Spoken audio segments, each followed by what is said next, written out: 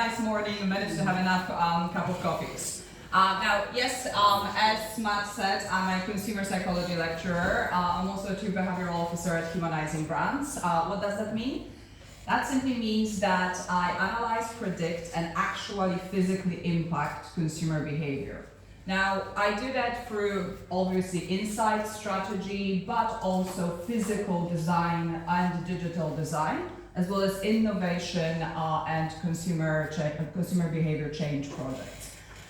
Yes, I am a lecturer at Regent's University at the Masters in Marketing Psychology, as well as Masters in UX Design.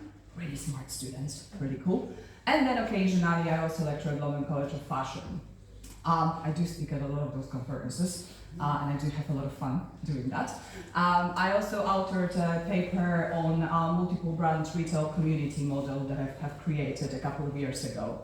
Now, these are just some of our clients, but we basically work across from a single man brand startup that wants to completely revamp the industry to to a big global company like Swarovski, where we worked on their global store concept, for example. Now, but in one sentence, what I do is I translate brands into brain language. Now, your brain is designed in a very specific, unique way. It perceives the world in a particular way. It processes that information that it perceives in a particular way, and it makes up the decisions like that.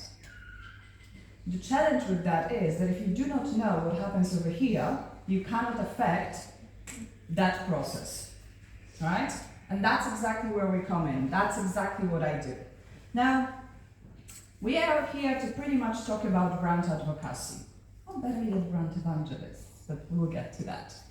Now, but why the heck would we care, right? Of course we did talk, it's lovely, it's nice, we get, a little bit more sales and so on, but let's actually look at some key important things. So I spoke with Rain from Jigsaw about that subject, and this is the lovely quote that she said.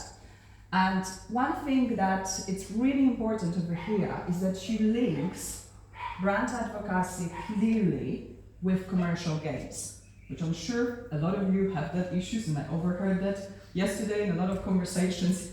Try to talk to a CFO about doing something that's nice and fluffy, right? But it actually works.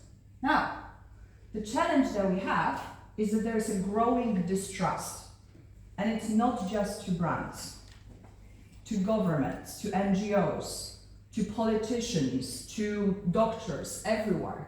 Anyone of you ever checked Edelman Trust Barometer? Yeah, exactly. It keeps showing worse things, right?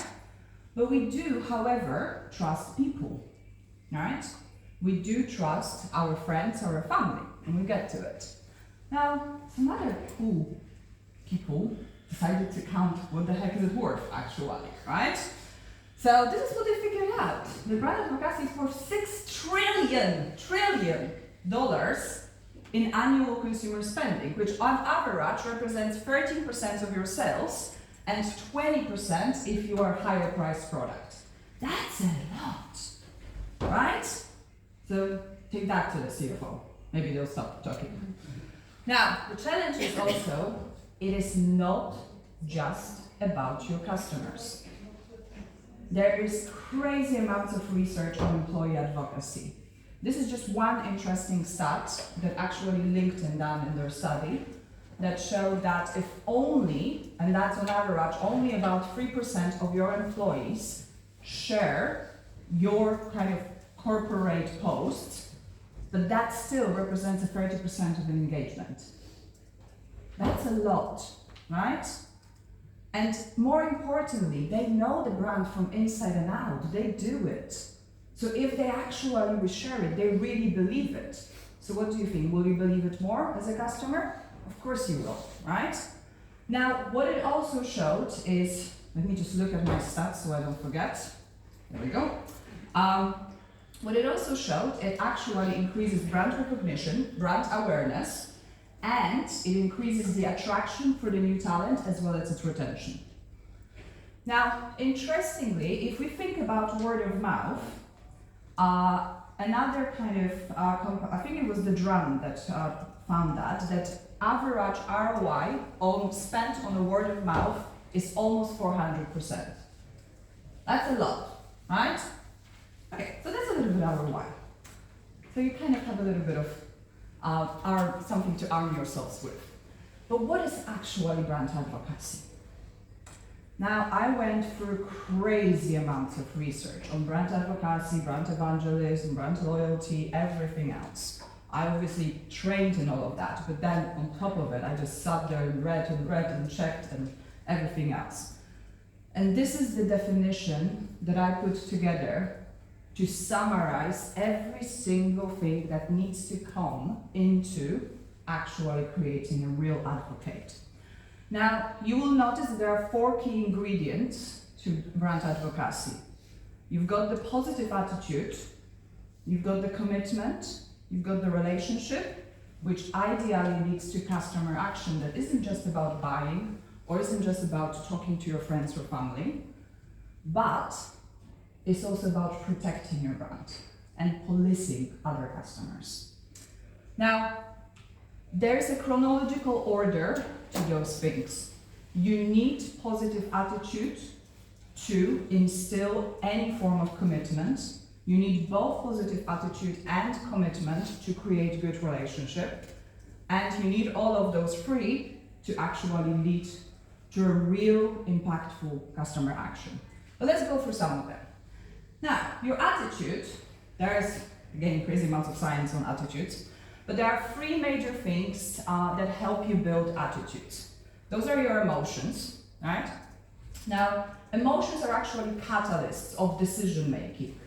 They're catalysts of an engagement. They are the first thing that automatically is being triggered in your brain from when you're perceiving something. And that emotion, therefore, basically infuses everything else that you're going to do later. Now, and as I said, it happens like that, right? You don't think for 5 hours before you click with that thumb, right? No, you don't. It just happens, right? And you don't know how because your brain is as fast to be able to process that. And those emotions are crucial. Now, emotions also, positive especially, increase the product valuation, actually, and the likelihood of buying. So understanding what specific emotions you're actually evoking at every touch point, and more importantly, what emotions are your signature ones, your brand emotions, the reason why your customer comes to you, those will be the things that will help you to create that. Now, your thoughts, your beliefs, anything that you communicate to your brand, your personality characteristics, your values, you know, why your product is really good, everything like that, this is all helping to create that positive attitude.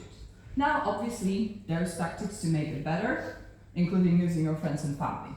But what's most important is the interactions, the experience. Because actually, the science shows us that the physical experience of your product, your brand, interaction with your employees is the thing that will create the most stable, the most strong, and the most impactful in terms of your decision-making attitudes. So that's really crucial.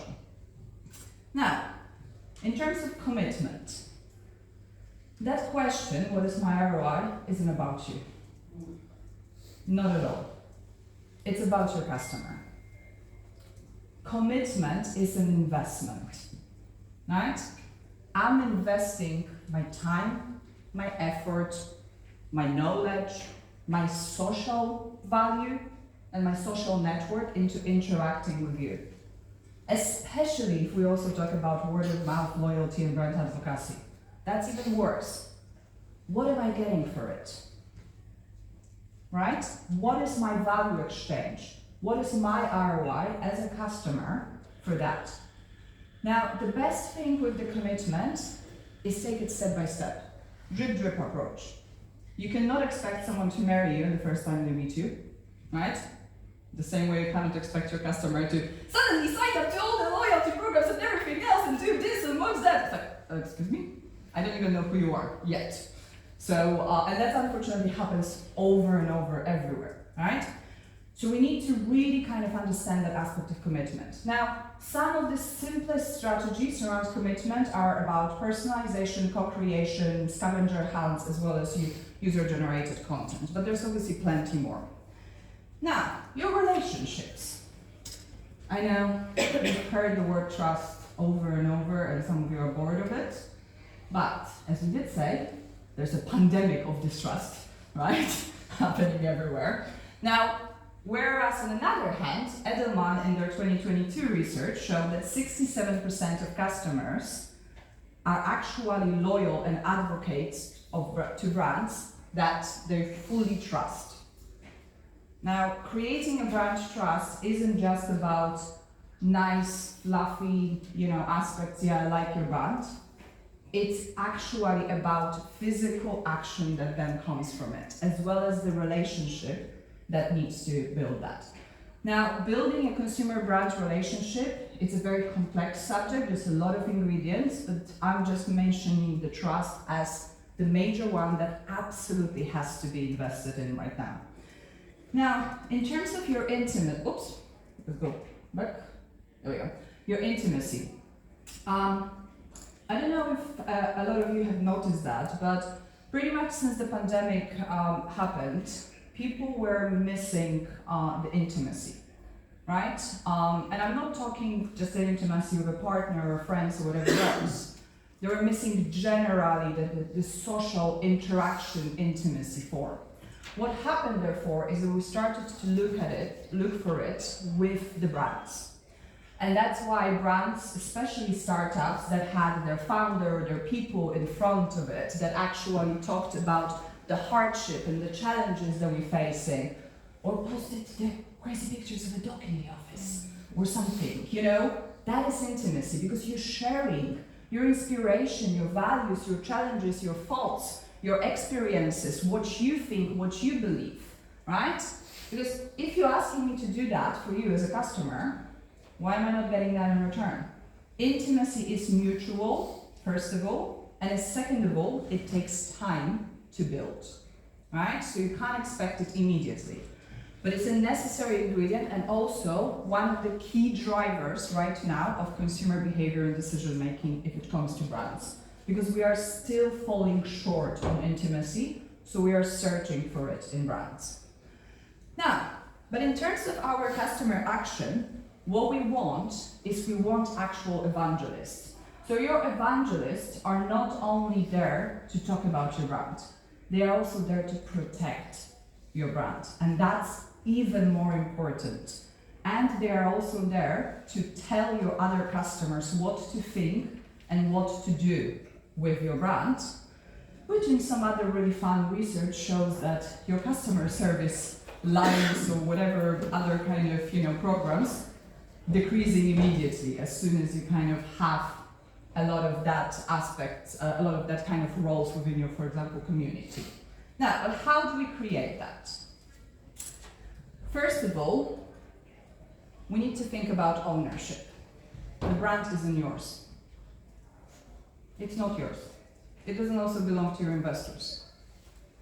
It actually belongs to your customers and to your employees, to your communities.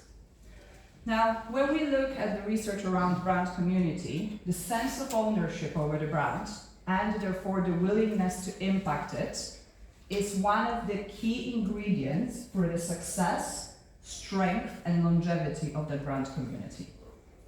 That's really most important. Now, brands like Harley Davidson, Glossier, Apple, or Gymshark have been doing it really well in terms of building their brand communities, but they have been doing that because that was the major part of their brand strategy. It doesn't have to be part of yours, but you can't run away from the communities anymore, right? They are actually one of the best tools of creating real advocacy and evangelism, and they are also something that we all crave as human beings. Because we're still quite lonely and isolated from the pandemic. That belongingness is still not fulfilled in us. So we're going to naturally, automatically, subconsciously crave brands that are giving us that opportunity. Now, let me also kind of point out very quickly before I go to that one, is that your evangelists are going to play a very important role in your communities as well. Because you need someone to tell to your customers what to do, what not to do. You need someone to tell them off to reward the right responses. Because eventually, how can you otherwise ensure that your content is on brand, that the message is on brand? You need those people to do that. That role is crucial. Now, value and personality congruence. You probably already know that a lot of customers crave brands that have similar values and similar personality. There is, I'm not gonna joke you, a few hundreds of thousands of studies, scientific studies across personality and value congruence. All of them show that we choose brands that are similar in personality and similar in values to us. Now, we not only choose them, we buy more from them, we are more loyal to them, we advocate more for them, and so on and so on. We can keep going. That's the most important part. That aspect of that strategy, that connection. The same way as you choose a friend or a romantic partner that is aligned at least on some key values to you, the same way as we do with brands. Now, interestingly, a lot of research has shown to us that CSR activities are actually going to improve brand advocacy and brand loyalty. So, yes, of course, your purpose is really important, but taking an action on it, having clear messaging, having clear programs, actually doing the dirty work. We've heard some good examples yesterday, like Tony's Chocolate, for example, right? That really makes a difference. Now, I'm gonna ask you a question. Any of you has a brand mascot? Mm-hmm. One? Yeah, just one person. Okay, so brand mascots, like Crexy from Coach, are a version of a tactic called anthropomorphism. Anthropomorphism basically refers to assigning characteristics, behaviors, emotions, and kind of ways of thinking that are very human-like to a non-human entity, right? Like a brand. That idea of anthropomorphism has been not only shown to actually increase brand advocacy and loyalty, has also been shown to increase trust to the brand, to better the relationships that you have, to impact on positive attitude, but more importantly, make your CSR activities more believable. Weird, right? But it does. Now, considering, if we go back to our intimacy and the need for belongingness and community, what do you think? Are you gonna like the brand that has a mascot? Or that talks about its product in the first person? Or that behaves like a human being and it's empathetic, for example? Yeah, we're definitely going to. And it's not just my opinion, okay? I did name my company Humanizing Brands because that's what we do. But there is, millions of research on that. It is not just, something that I believe. Now, last but not least, one of the key tactics of creating really strong brand advocacy is co-creation. Now, these are some nice stats. We trust brands that are allowing us to co-create more, right? Yes, it makes financial sense. Some of those companies have also, for example, said that it allowed them to develop new products, that it actually opened new revenue streams that they didn't think that they had, and so on and so on. Now, I think I would have a few people from Lego over here, right? That's why I put that kind of picture. It was a stock photo, so don't worry about that. But Lego Ideas, everyone knows Lego Ideas, or some of you? A few of you. So Lego Ideas is that gorgeous platform where you can actually submit your ideas for a beautiful design from Lego blocks, and then it's voted by the community. Now, according to an article that I found about it, correct me if I'm wrong, the Lego people, 90% of the designs sell out in the first release. Correct. There you go, correct. You see, you heard it from the horse's mouth, right? So that's really important. Now, co-creation is not only really fun for customers, not only very valuable for you, but it is a form of commitment. It is a form of investment.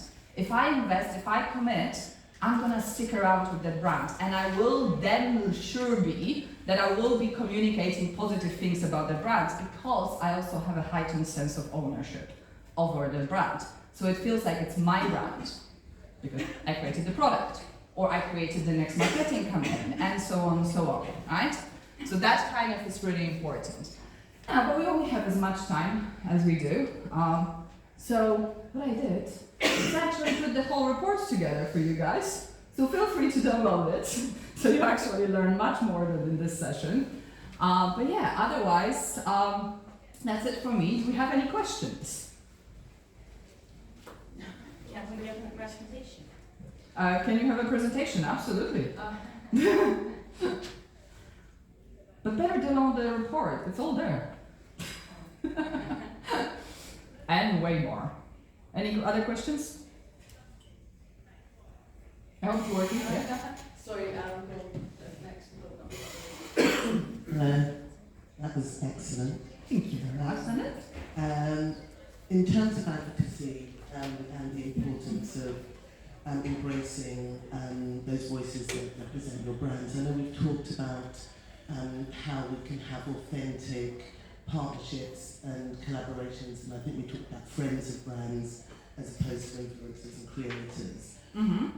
There is a report that says, I think it was from eMarketer that notes that I think 97% of creators and influencers live below the poverty line because they're not paid for their services, and they're rewarded with gifts, and which I think is a really great part of a partnership. How do you think as brands and the marketing community we can ensure that we address that balance to ensure that all creators are paid fairly, but brands are getting that authentic relationship that they need from advocates? Wow. Okay, that's a really good question. The first thing that comes to my mind is be truthful and authentic as a brand to your own values. If you are talking about fair trade, if you are talking that you are a compassionate and friendly brand, how can you not pay your creators? I'm not saying pay thousands and tens of thousands, but pay something. Create more opportunities for them. Introduce them to your network of brand partners. Anything, it's like just be a human about it, literally. Would you not want to be paid for your job? I'm like, there is a certain value in that. I do appreciate that the budgets are hard, but that is also part of your communication of your brand. Because what do you think that influencer, that content creator is going to talk about to their friends and family over dinner? That you're a nasty brand that doesn't pay, right? So just think about that. And also when I was doing all of that research, majority of word of mouth happens in person. It doesn't happen online. And that's the problem as well. It's you need to be either okay with the risk that your brand will be bad-mouthed for doing something that's opposite to your values, or you just need to make sure that every action is truthful and authentic, not only to you as a brand, but to you as a human. I'm like, that's just basic for me, but I do appreciate not everyone thinks like that. But for me, that basic compassion is normal. Thank you. That was wow question. I'll be quick, and my question's definitely not as good. But probably easier, right? Well, I don't know about that. I was thinking about your very beginning of your presentation when you talked about the essentially like the human brain and understanding it and the role for psychology. And How much time do we have? Well, the simple way of putting it is, given how important that is to what we do, why do you think that there isn't as much of a solid understanding of psychology in marketing? Thank you for following on our dinner conversation. Yeah, we had that conversation over dinner. You know what? Frankly, that's probably a question to the audience. I've been struggling with that. The science is there for decades. I'm not joking, there's millions of studies on that. I can see an issue like that, like I told you. I can preempt a problem with an advertising campaign by looking at the idea for it in 5 minutes. That's not difficult when you know all that I know, and when you know a lot of the psychology, and then bring other smart people in the brain too. That's the thing. Is that kind of, how can you not only do things better, but how can you kind of mitigate a lot of the risk? that is always my conversation with people, but the knowledge isn't there. If you look at it 15, 20 years ago, science, design, and business have been very siloed, right? Now they're starting to slowly merge. So yes, the marketing, the kind of design aspect in a business merge a little bit, but the science, unless it's like a funky kind of campaign or really elaborate consumer research, that thinking isn't there, that you can design a better brand or better packaging or a better store or a better website or something else. But the science is there, you know? I'm like, just to give you an idea, if you have the right scent in your store, you can increase your sales by even up to 140%.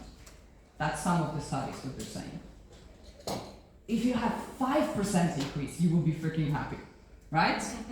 I'm like, that's the thing, that's the power of science for me. But honestly, thank you so much for that question. I could just geek out a little bit.